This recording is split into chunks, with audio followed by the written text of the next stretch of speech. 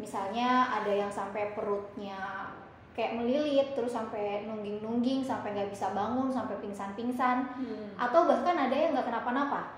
Pembalut bekas atau tisu-tisu bekas. Terlepas dari mistis atau enggaknya, justru ada hal lain yang harus kita takutin. Hewan. Aduh, gue ngambil pakai apa ya? Kadang gue bingung. Jadi kadang gue gali, gue kubur, ya lumayan dalam.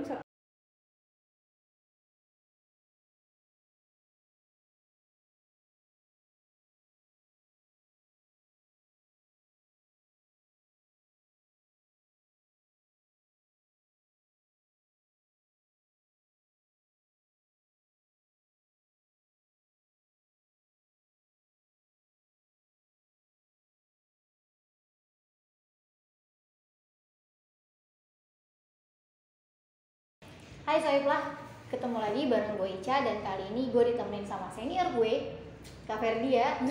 Baru kali ini loh. Senior di ini ya, di sekolah. Ya termasuk di pendakian juga sih. Enggak lah. Nah, berhubung kali ini kita sama-sama perempuan, jadi kita akan ngebahas soal haid menstruasi ketika naik gunung. Pernah gak? Sering banget. Nah, hampir setiap.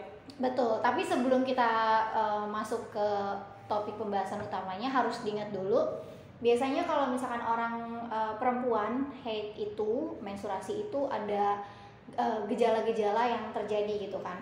Misalnya ada yang sampai perutnya kayak melilit, terus sampai nungging-nungging, sampai nggak bisa bangun, sampai pingsan-pingsan, atau bahkan ada yang nggak kenapa-napa, yang ya udah kayak menstruasi itu biasa aja buat dia. Nah, kalau lo tipe yang mana nih Kak?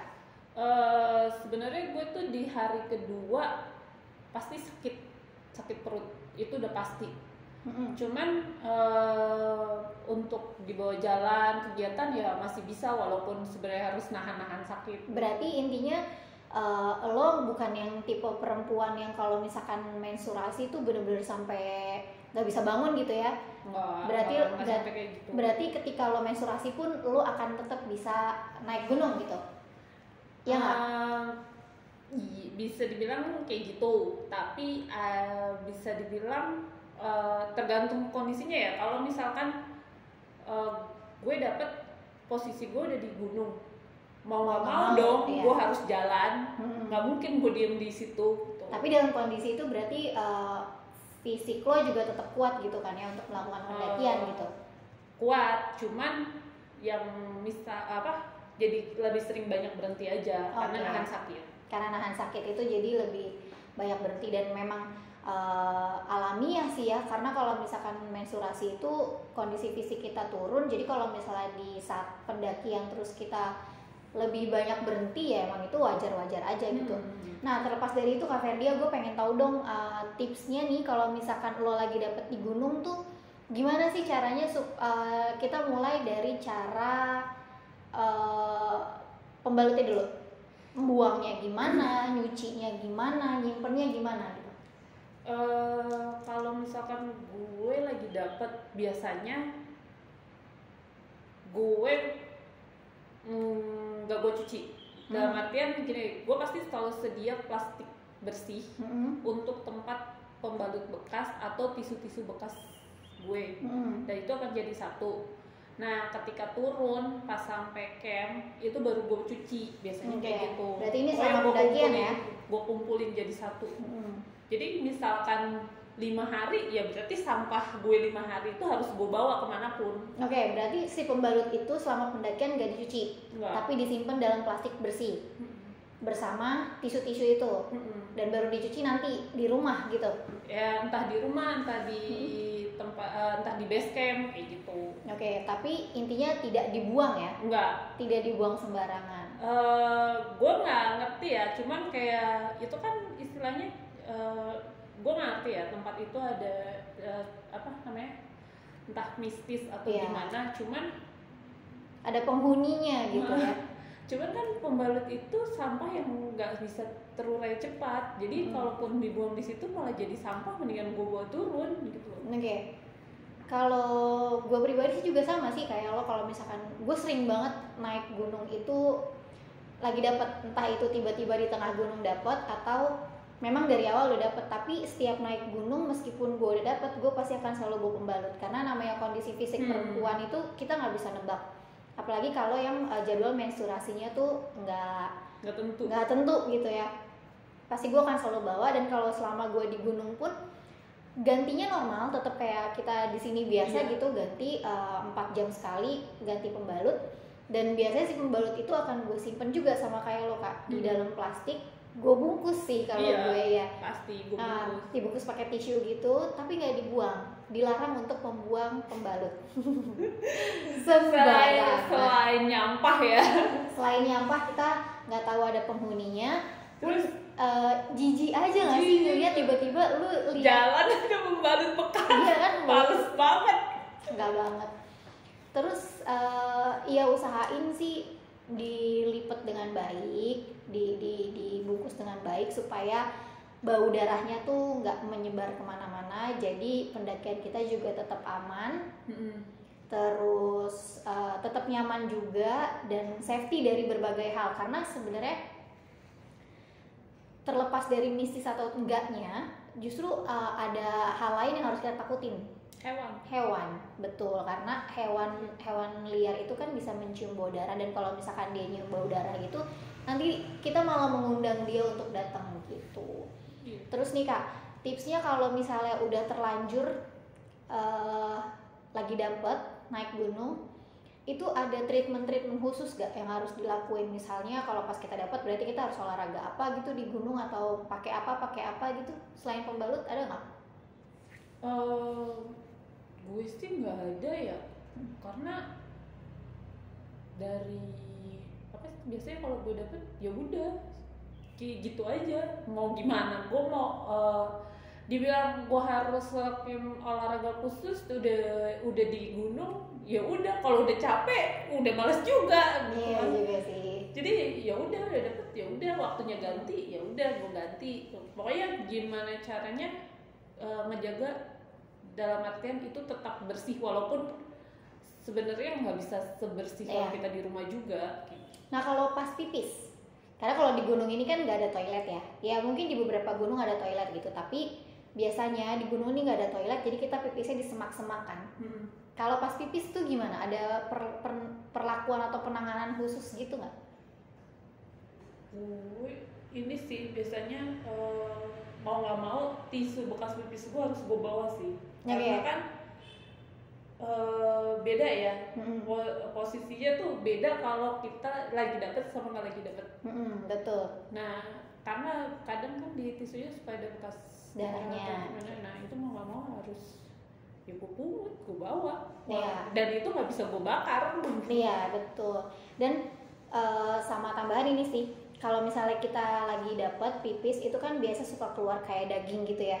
Nah, darah kental gitu. Nah itu biasanya kalau gue lagi dapet lagi menstruasi terus gue pipis, terus pas setelah pipis itu pasti akan gue lihat ada darah kental itu atau enggak. Kalau ada si darah kentalnya pasti akan gue ambil, gue bungkus, gue bawa pulang. Kalau gitu juga apa enggak? Kadang gue kubur. Kadang dikubur enggak? Kalau gue akan bawa pulang. Gue mikir gini, aduh gue ngambil pakai apa ya? Kadang gue bingung. Jadi kadang gue gali, gue kubur, ya lumayan dalam 1 jari gitu kan. Terus gue rapetin. Oke. Iya juga sih ya, nggak kepikiran loh gue gue nyari kayu, gue gimana caranya. Pokoknya sampai itu benar-benar tertutup dan nggak ninggalin bekas gitu aja. Oke. Ada ini nggak olahraga persiapan kita sebelum naik gunung? Persiapan kayak olahraga apa sih yang bisa mengurangi perut kita sakit pas lagi dapet?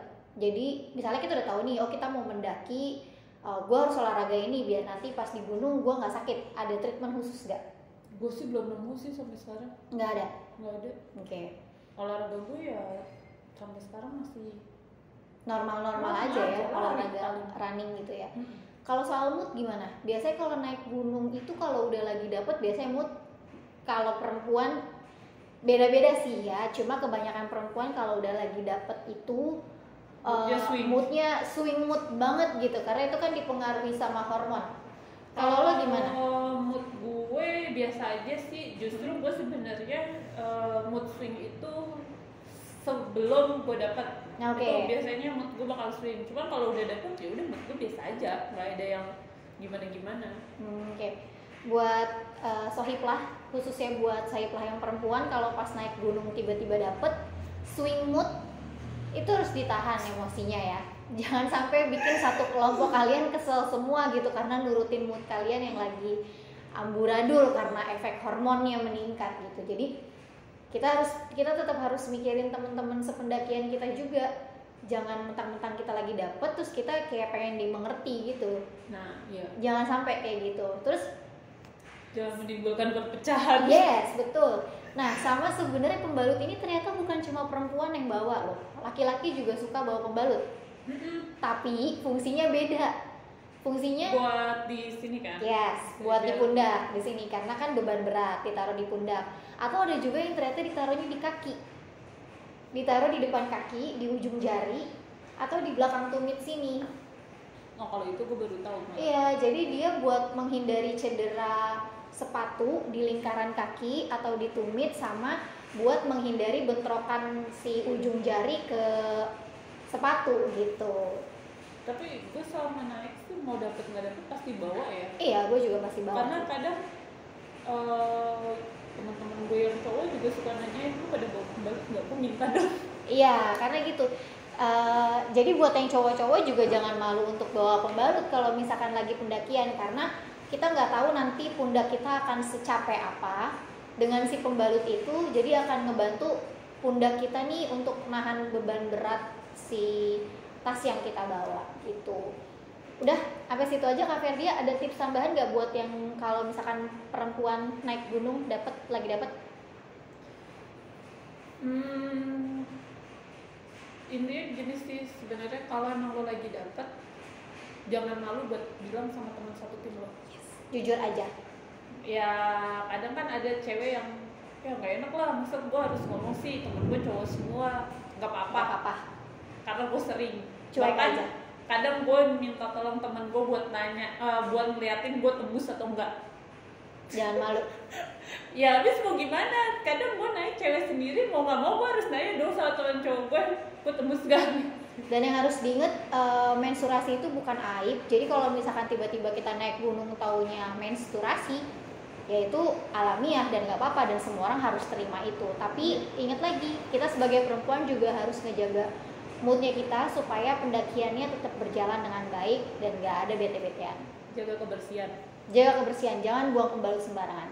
Oke, sampai situ aja tipsnya. Sampai ketemu lagi di segmen ngobrol lah berikutnya. Buat Sohiblah jangan lupa untuk like, subscribe, share dan komen di YouTube kita. Dah.